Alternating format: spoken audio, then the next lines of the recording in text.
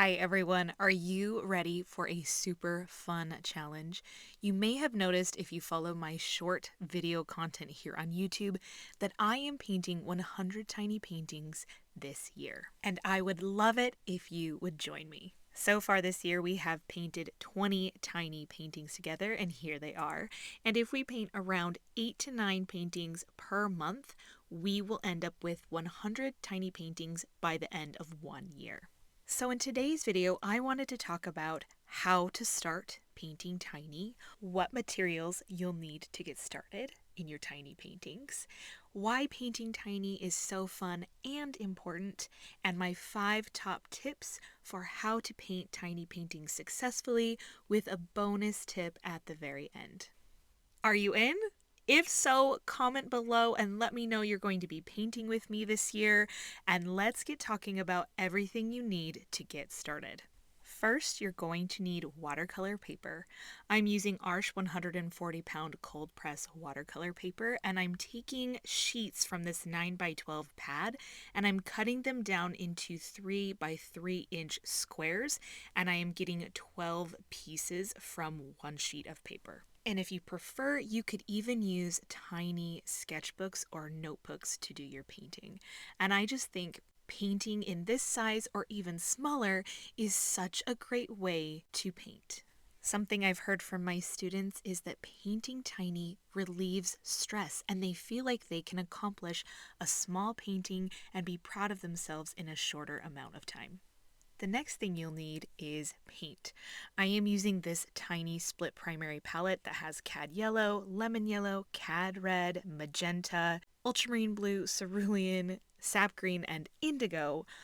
But you don't have to use a tiny palette. You can use your regular palette of colors, but I would suggest sticking to a limited palette because everything seems to be more cohesive that way when you're painting tiny. You'll also need brushes, and in my opinion, you only need 2, a small one and a big one. I'm using a size 4 and a size 10 round brush, and I don't think you need much more than that, and you don't need anything much bigger or much smaller to get the wide range of big washes and tiny details. So here are the materials together. I've got my paper cut into 3x3-inch squares. You can cut your paper to whatever size you want.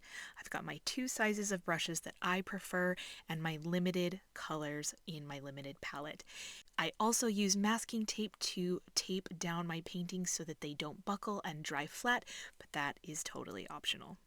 And now that you have everything you need to paint, I am going to share with you my 5 top tips for finding success in painting tiny. The first tip is plan out your painting. This might seem really obvious, and you probably already do this with your bigger paintings, but it's even more important to do this with your tiny paintings because it's easy to lose the proportion and the size in tiny paintings. So something I like to do is sketch beforehand to get an idea of how small something needs to be before I put it right on the paper, and then it will be proportional to the rest of the landscape, for example. Or I will even sketch right onto the paper so that I can use the sketch as a guide and I can make sure I'm painting the right angles for mountains and water and not losing any of those details that come down in the front by accidentally painting the rocks or the mountains in the distance too large. This painting is also a good example of that because I needed to sketch out the very specific proportions of this window to get the right perspective and to know where to paint the flowers so that it's not taking over the space that I need for the window. And I think planning your paintings in general is important, but when we paint big, we can kind of get away with painting things that are not proportionate or are too big because we can even it out after we've sketched it or painted it. But painting tiny, there's a lot less room for some of that wiggle area. And in this painting, I had to draw the lines for the 1-point perspective to get the trees right. And if I went into the trees without drawing those lines, it would not have created the right illusion. Tip number 2 is choose the right brush. So often, everyone is going in thinking they need a tiny brush, and while you do need a small brush for fine details and tiny little spots in a painting, like for example, when I painted these bees, I definitely needed a fine, tiny point to my brush, but you don't need anything, in my opinion, smaller than a size 4. And you still need a brush like a size 10 for the larger washes, because even though it's only a 3 by 3 inch square, you need to fill some of that space if you're doing a sky or water, and you need to be able to hold a lot of water and pigment or you will be frustrated. But you can switch to a smaller size 4 brush for the tiny details.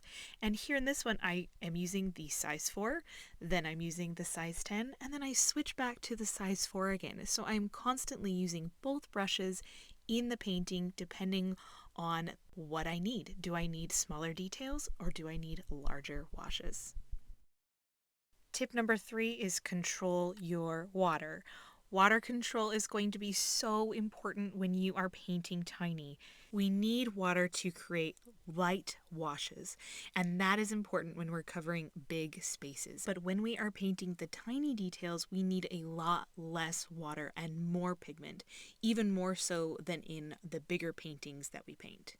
So even in our lighter washes, we want to aim for creamier, more pigmented consistencies, and I use my paper towel or a rag to tap off the water while I'm painting. And a good example of this is when we go back to the bee. I have to start with a very creamy consistency because if I have too much water, like here, when I'm trying to paint something tiny, it actually turns into just a blob of water on the paper.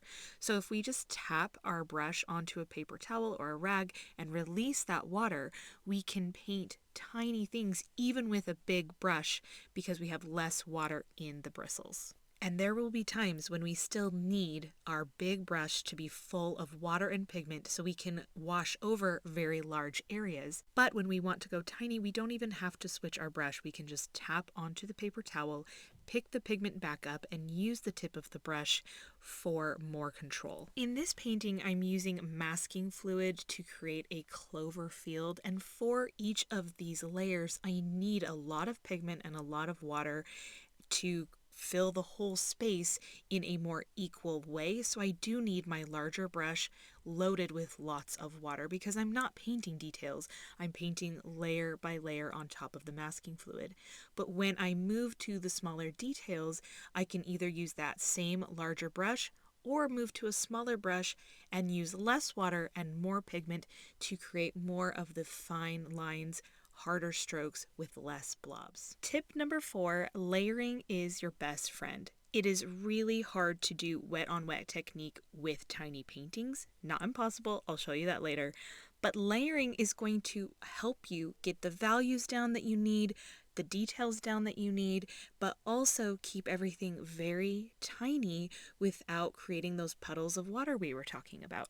So if you start with a lighter value of color, wait for it to dry, add another layer of color, wait for that to dry, and then add your shadow layer, everything starts to come together really well in tiny paintings. This is a common technique in watercolor. We use it all the time in our bigger paintings, but a lot of the time it coexists with wet on wet more fluidly. In this example, I did the wet on wet technique in a very light wash for the bottom layer. Then I let it completely dry and did another layer.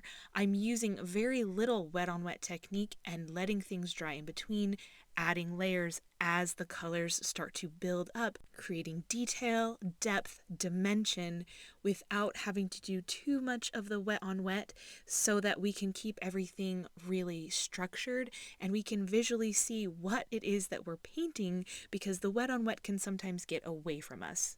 Trust the process with layering, it ends up working out every time. And that leads us to tip number 5. Color values are still the most important thing about watercolor. Watercolor is worked light to dark. We cannot put light watercolor on top once we have painted dark values. So we have to think about maintaining our light areas while we paint. For this cactus, I knew I needed to maintain the highlights, so I had to paint it first and then paint the sky and the mountains around it adding in the colors for the highlight and the shadow afterward. For the tomatoes, I started with a lighter value for the red. I didn't go straight in with a dark cherry red. And then I was able to add the darker cherry red in with the wet on wet technique, which is a great way to use wet on wet to add the darker values. And then to maintain the highlight, I cleaned my brush, tapped it on a paper towel, and I'm able to lift that highlight out. So we have light, medium, and dark values within our tomato just using one color. Something I like to do to increase the dark value of a color is adding that color's complement. So red and green are complementary colors. So to get that dark value on the green stem, I added a little bit of red. And to get the darkest value of the red shadow on the cherry tomato, I added a little bit of green. Adding a color's complement to it creates a shadow color that is a lot more natural than doing blue, black, or gray. Another important aspect of value is leaving white space. Because we're not adding any white to our paper, we have to maintain the white of our paper for the white areas, like the snow that this bird is sitting on. Or if we painted a snowy tree, we need to sketch out the areas where the snow is going to be so that we can paint around those snow clumps and use negative painting techniques to let the white of the paper be the white in our painting. That being said, sometimes we talk so much about maintaining a highlight, we forget to talk about how important shadows are to the overall look of a painting. Adding shadows makes our highlighted areas stand out. If we have too many values that are similar to each other, that are on the lighter scale without having darker values, we're not going to have that contrast that is so needed. Even in this birch tree painting, that light shadow gives such a beautiful contrast to the white we left in the tree. And in the tomato painting, it's very pretty when it is this bright red, but then it pops once we add the shadows on the tomatoes and the stems, and then it pops even further when we add this beautiful ultramarine blue shadow to make the tomatoes look like they're sitting on a table. So it just adds depth and interest to every painting when you thoughtfully consider the shadows. All right, are you ready for the bonus tip? The bonus tip is to remember this is for fun. Now, when I do retreats in person and I teach people in person, we have a mantra that we say before we start every painting session, and I want you to do it with me right now. Put your hand on your chest and take a deep breath in. That feels good. And I want you to repeat to yourself after me. I am not perfect. My art is not perfect. But every time I put my brush to the paper, I am making progress. Also, this is for fun. And we usually shout that last part and there's cheers because it is really important to remember that even though we're learning and we're trying to do our best, this is all still just for fun. So I hope you feel that in your soul, that even as I give you these tips and want to help you improve, that this is for fun. Art should fill up your cup and make you feel light inside. If you want to follow along with me and paint these exact tiny paintings I will be painting throughout the year, the full tutorials are on my Patreon account and the link to that is in the description below. 19 of these tutorials are already up on Patreon, and you got a sneak peek at number 20 today, which will be up on Tuesday. So for the rest of the year, I will be posting every Tuesday and Friday until we reach 100 paintings, so I would love if you joined us over there. I cannot wait to paint these with you on Patreon, but probably my favorite part about Patreon is that we have a community chat where people are sharing their paintings and commenting and encouraging others as we are on this painting journey together. So feel free to join us over there. Come check it out. It's a really great time. If you want to paint your own paintings, that is awesome too. We are using the hashtag #TinyPaintings to see everybody's work and cheer each other on across all social media platforms. So no matter what you're painting, I would love to see it. Again, let me know in the comments below if you are in and you are painting tiny this year, and let me know also if you have any questions that I can answer for you about finding success in painting tiny. I will see you all next time.